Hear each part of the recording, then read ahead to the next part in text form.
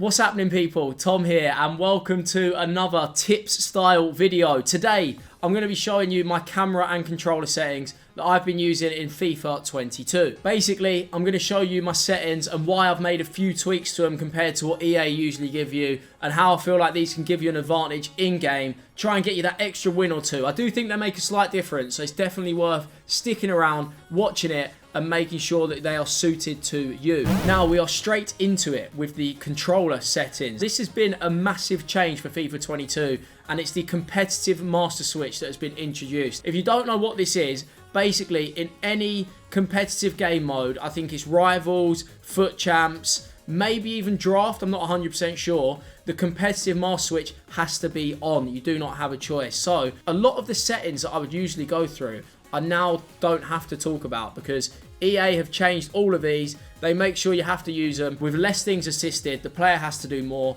and there's more of a skill gap as a result. So competitive master switch is on.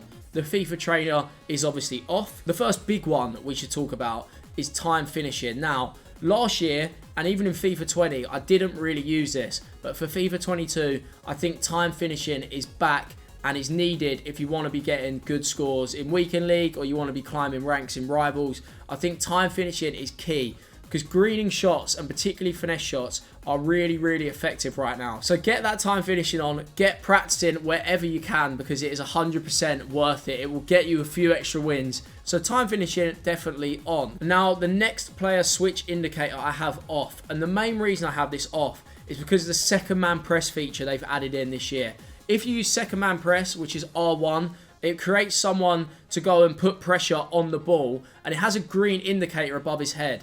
If you have the next player switch indicator on as well, I really struggle with it because I struggle to comprehend having two indicators on at the same time. Sometimes I get mixed up with who's who, and I think it can lead to some confusion, particularly in 2v2 as well. If you haven't seen the news, Gorilla will be my teammate, and I don't think with Gorilla's indicator and a next player switch indicator on, it could all lead to way too much confusion. So I have that off. Pass block assistance I have on.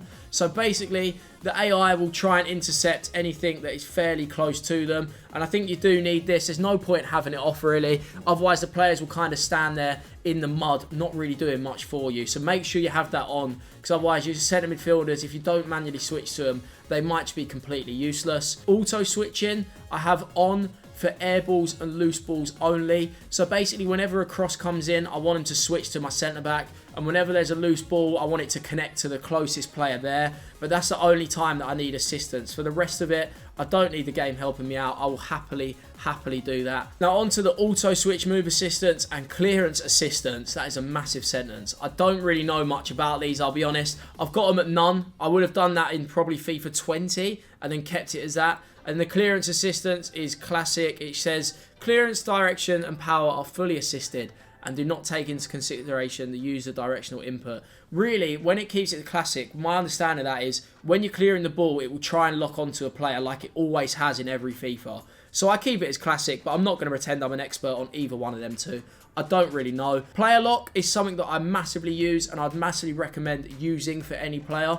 It is a little bit difficult to master. You basically press the left and right stick at the exact same time, and you use the right stick to switch another player. So the person on the ball will be controlled by the computer, and then you'll be controlling another player. So to make a fancy run with him, to create some space, it's definitely worth using. There's been numerous times in big tournaments or big games that I've used the player lock to my advantage, because players don't know what to do. They don't know whether to press you, or they don't know whether to track the run that you're now making. It's a big decision for them to make, and it does create a skill gap. I think it's very, very good to use. Icon switching I have on. This is a new feature in FIFA 22 if I'm right, and I don't really know what it does. Every now and then it's just causing absolute carnage for me, because you can basically switch to any player if you press this R3 at a certain time.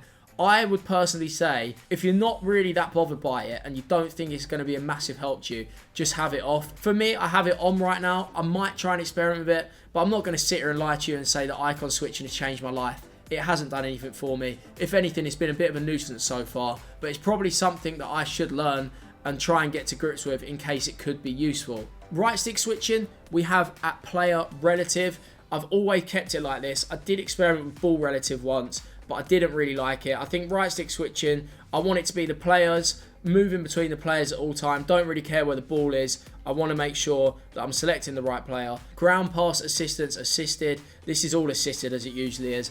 I do think one day maybe competitive EA gaming, should we call it, or the competitive scene will be semi-assisted. I think they will change these one day, but we haven't quite got there yet. And assisted, it always works. It's so hard on semi or manual. It is so difficult to learn. And I think you have to put way too many hours into the game that just aren't necessary, really. So I wouldn't advise it for people. Keep it on assisted. It's what we all know. Save assistance, I actually have on semi. I always do this just because I'm moving the keeper quite a bit. Analog sprint, I have off. Basically, I want my player to always be sprinting. If I'm holding R2, I don't want to have to hold it down to see how far he'll sprint. If I'm sprinting, I want it to be a full sprint whenever. So analog sprint is off. Pass, receive, but lock, I have at late. So they are my controller settings. Attacking, defensive, I'm a classic kind of guy. I've never been one to be using PES settings or anything like that. And then when we get into this next bit, we'll go into the camera settings and I'll explain these. Now, I have sworn by telebroadcast ever since Tex made me use it in FIFA 19. Back in the FIFA 19, so 1, 2, 3 years, I think I've been using telebroadcast. I have experimented with co-op. They're the two that I would recommend. You're either a telebroadcast kind of guy or you're a co-op kind of guy. Co-op can help you to see the whole pitch, but then you kind of miss some of the dribbling because you're so far zoomed out you can't see the small movements that are really important sometimes.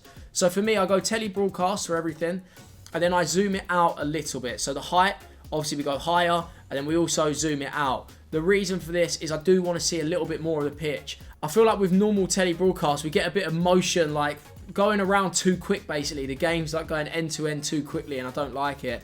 So I zoom it out a little bit. I think this also massively helps when you're getting pressed because you can switch the ball out of play. You can knock it long if you need to and it works perfectly. But then there is also the option of co-op. So some people will prefer co-op and I would recommend trying both because co-op can help people keep the ball better and you can see more of the pitch, and that's why a lot of the pros use it. But I just think telebroadcast is better because you can see the small movements and the dribbles. And then we have the visuals. Now, I don't really know what I'm doing with any of these. I'm sure normally at the competitive level we get made to use certain ones anyway. The only thing I was going to show you is something with the radar.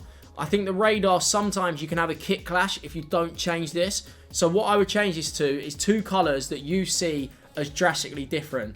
If they're red and green, then you will not have a problem looking at the minimap. I always use the minimap all the time. So I would say get this changed because sometimes when you go into champs, if the kits are fairly close, the minimap is a bit of a ball ache to look at. So I'd say red and green, so then you're always completely fine. And then the last thing I wanted to show you is just the net stuff. Realistically, this isn't going to give you any more goals or make you concede any less. It's just something for my guys that want to be aesthetically pleasing on the pitch. I have it as tight, rectangle and hexagon. I've just experimented with them. It's nothing fancy, but I thought I'd show you. It's not going to make you win any more games, but aesthetically it might be good. And then the input overlay is something you can do as well, where if you turn it on, I think you can see your controllers and stuff at the top right. Now, people do this to see if their connection's any good or if they've got delay. For me, I don't need that in my life. That's just stress that I'm going to have. Even worse, imagine you miss a chance and it hasn't registered properly, but you can see at the top right that your controller inputted at the right time. I don't really need that in my life, so input overlay is off. Now, if you want to see more tips and tricks to go with the camera controller settings, I have released a custom tactics video the other day as well. Definitely worth checking that out. If you mix that with the custom tactics, it's exactly what I use when I'm playing at the pro level. So I hope you all enjoy using them, and I will see you all on the next video.